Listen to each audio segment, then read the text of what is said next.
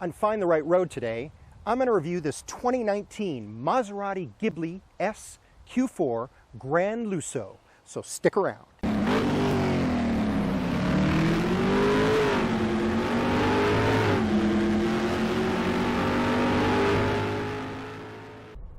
And so away we go in a 2019 Maserati Ghibli SQ4 GranLusso.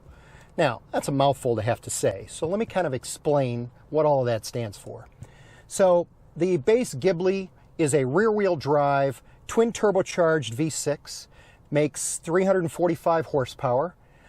Most people opt for an S model. The S model then gets you the tuned version of the same engine, so it's still a 3-liter twin-turbo V6. But now you get 424 horsepower and you get 428 pound-feet of torque. The Q4 indicates that this model is an all-wheel drive version instead of rear-wheel drive. And GranLusso is one of the two, let's call it option packages or configurations that you can buy in this car. The GranLusso includes chrome exterior styling elements, including the chrome door handles. You get a laminated, i.e. quieter, rear glass. You get hands-free trunk release. You get power soft closing doors. You get a power rear sunshade, and the controls for that are in the infotainment system. You get wood accents in the interior, both on the doors and in your center where your transmission lever is. You get upgraded leather upholstery. Really like, by the way, the Trident logos in the headrests of the seats. You get a heated steering wheel with a wood inlay. And you get ventilated front seats. The Gran Sport configuration comes with 20-inch wheels and red painted brake calipers. This GranLusso added both of those as an option. You get adaptive dampers, you get aerodynamic enhancements, column-mounted shift paddles, sport steering wheel, sport seats, and leather coverings on the dashboard and door armrests. So as you can imagine, this is in a very competitive market space. The direct competitors to this car include the BMW 5 Series, the Mercedes-Benz E-Class, the Jaguar XF, the Audi A6. There's a lot of cars in this class. Now, the engine is sourced from Ferrari, so it is manufactured in Maranello, but it actually has an interesting story to it. So this is a 2019 model, and at this point in time, the vehicle is part of the FCA or Fiat Chrysler Group. And so what happened was the engine block itself was manufactured either at a Chrysler plant in Trenton, Michigan, or in Kokomo, Indiana. And then those blocks are shipped to Maranello, where Ferrari then builds out the engines. Now, the all-wheel drive version of the Ghibli, like this one, is a heavy automobile. It weighs 4,123 pounds. And so it really needs all of those 424 horsepower to get it up and moving. Now, as I switch the car over to sport mode and you give it a kick, it really gets up and goes. You can really hear that 3-liter twin-turbo V6.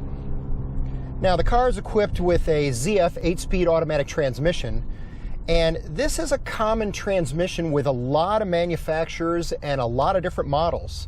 So, its direct competitor, the BMW M5, has the same 8-speed ZF automatic transmission. And the Audi A6 has the same transmission. The Jaguar XF has the same transmission. Now, in this configuration, the Maserati Ghibli SQ4 all-wheel drive is capable of 0 to 62 miles per hour or 0 to 100 kilometers per hour in 4.7 seconds. And unlike some of the other European manufacturers, they do not limit the top speed on this car. So they claim that this model will do 178 miles an hour.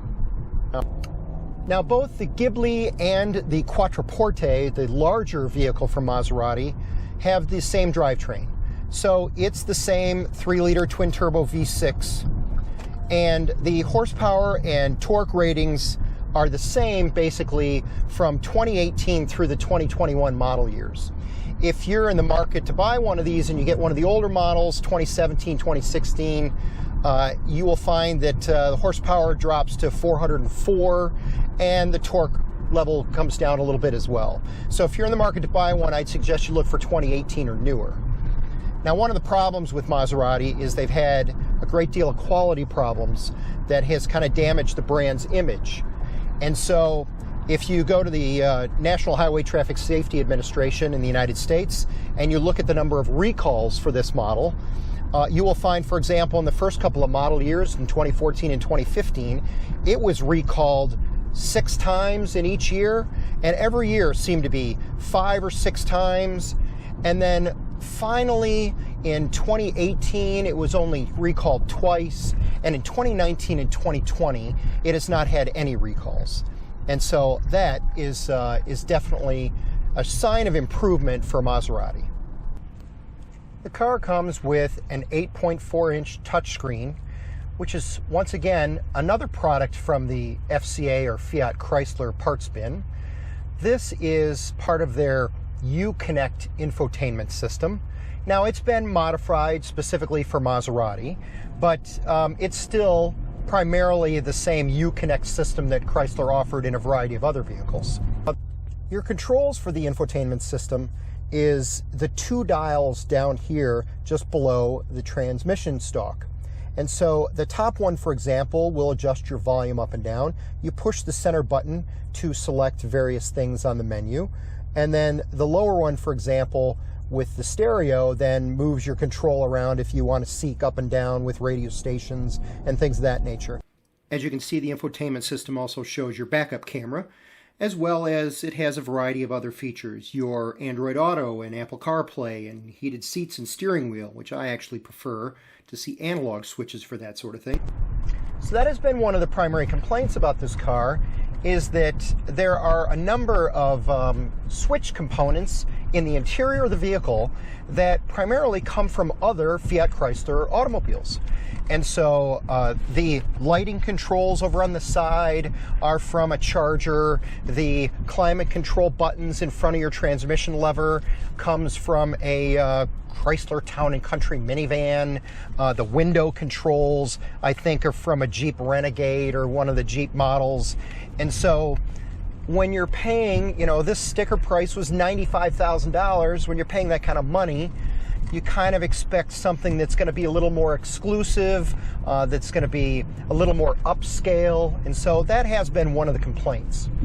Back in April of 2017, Doug Demuro, probably the biggest, most successful YouTuber when it comes to car reviews, famously did a review of a 2015 Maserati Ghibli. And he lambasted the car with a lot of complaints, but one of his biggest ones is the one I'm going to point out now, which still hasn't been fixed. And that is, look at the gap between the door panel and the B-pillar. And I'm going to demonstrate it the same way Doug did with my tube of toothpaste. Sure enough, I can jam it in there and it stays in place. I can even move it down here and it still stays in place. I'm sorry, but if you're going to spend $95,000 on a luxury car, you should not have these kind of issues. And it's been 6 model years, Maserati, and you still haven't fixed it. By the way, if you want to check out that video from Doug Demuro, I'll put a link in the description below. I have to admit, I find the seats are quite comfortable. Now, there's a different set of seats that come in the Grand Sport models, which I think have a little more side bolstering and that sort of thing. But they're power adjustable, the surfaces are very nice on them, they're comfortable. I certainly could see myself taking a long ride in the car. Your visibility is good between the mirrors and your windows. Maserati considers this a 5-passenger vehicle. I'm not sure I really agree with that. 4 passengers certainly would be fine. I'm 5'10", and sitting in the left or right rear seats is fine, but I think that center person would be pretty uncomfortable. Rear seat passengers have a flip-down armrest with 2 cup holders and a storage compartment. And of course it has a 60-40 split fold-down rear seats for access to the trunk. Rear seat passengers have 2 vents they can control, and below those vents you'll see, because this has the optional cold weather pack, you have 4 buttons. The 2 outer buttons handle the heated rear seats, and the 2 inner buttons raise and lower the rear window sunshade. I'm also not a fan of these rear windows. As you can see, they don't go down all the way. Your trunk space is pretty good at 17.7 cubic feet. Now, to give you a comparison, the Mercedes E-Class is only 13.1 cubic feet, but the BMW 5 Series does give you 18.7. certainly large enough to fit a couple of decent-sized golf bags. The trunk, you'll notice, also has 2 buttons to it. The one on the left just closes the trunk, whereas if you push the one on the right, not only does it close the trunk, but it locks all the doors. The vehicle runs on super unleaded. Its gas mileage is 16 miles per gallon city, 24 highway, with an estimated 19 combined. With a gas tank of 21.1 gallons, so a full tank should get you about 400 miles of range. The vehicle has quad exhaust tips, which is a nice touch. In fact, let me start it up in sport mode and rev the engine a little bit so you can hear what that sounds like.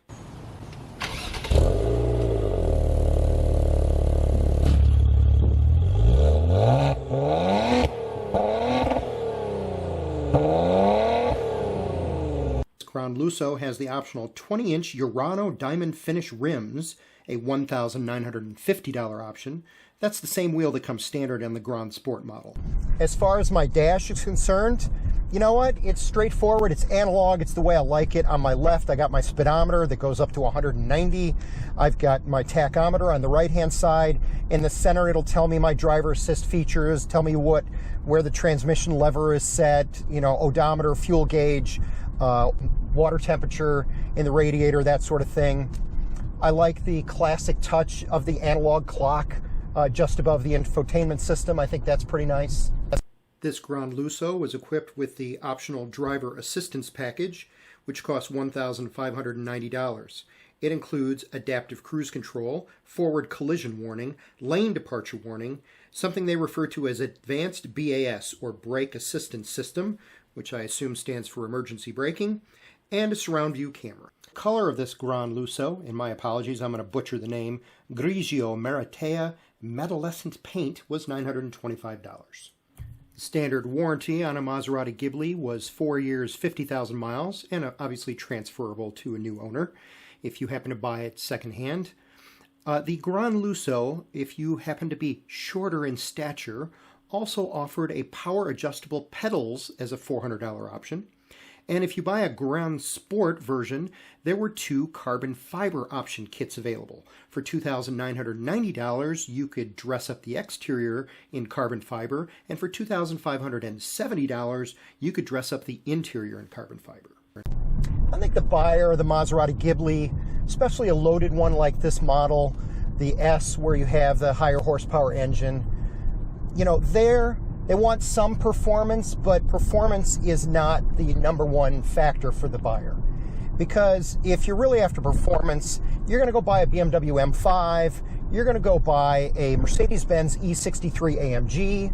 Now, they may be more money, but they're going to perform a whole lot better than this car is going to. But you know what? I think it makes a nice balance. It's comfortable, it's luxurious, it has the cachet and exclusivity of being an Italian mark like Maserati.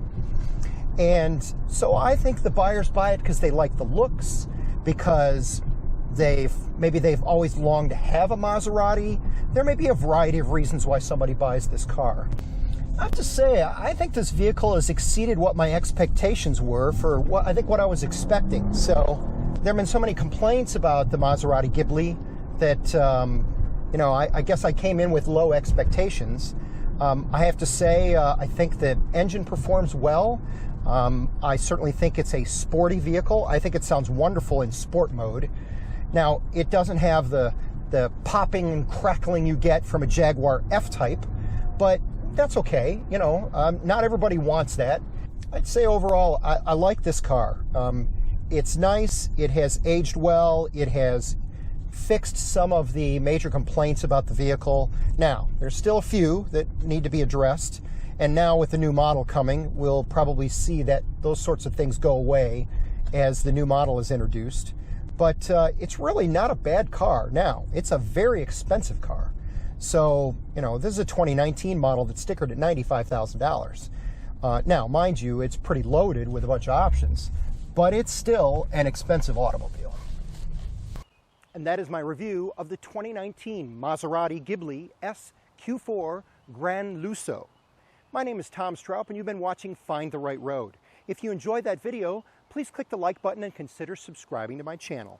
And we'll catch you next time.